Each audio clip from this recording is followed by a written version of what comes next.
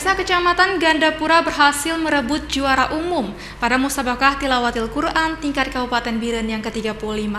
Prestasi ini merupakan prestasi yang kesekian kalinya yang diraih Gandapura dalam ajang MTQ Biren.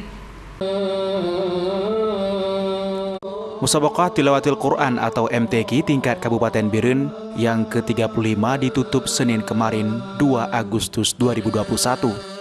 Kecamatan Gandapura berhasil meraih juara umum di akhir perlombaan tersebut. Bupati Biren Muzakkar Agani mengatakan pelaksanaan musabakah bukan hanya dinilai dari teknis pelaksanaan saja.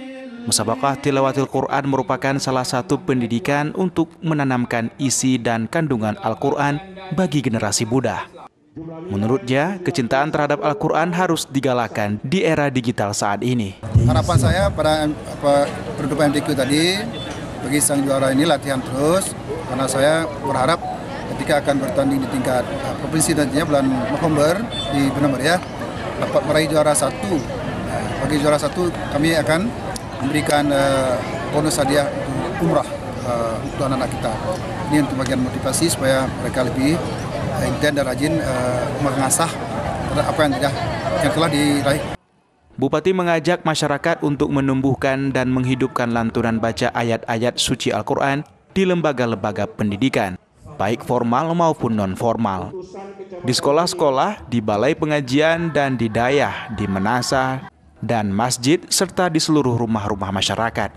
Sementara itu, Camat Gandapura Mirza Fahmi mengatakan, keberhasilan kontingen Gandapura sebagai juara merupakan perjuangan segenap ofisial, para guru dan peserta, serta dukungan dari segenap elemen masyarakat Gampung. Alhamdulillah hari ini kita mendapatkan juara umum yang ketiga dan sah Piala Bergilir itu menjadi milik Kecamatan Gandapura. Dan mudah-mudahan dengan acara hari ini akan membangkitkan semangat anak-anak kita lagi untuk berjuang ke tingkat provinsi sampai tingkat nasional.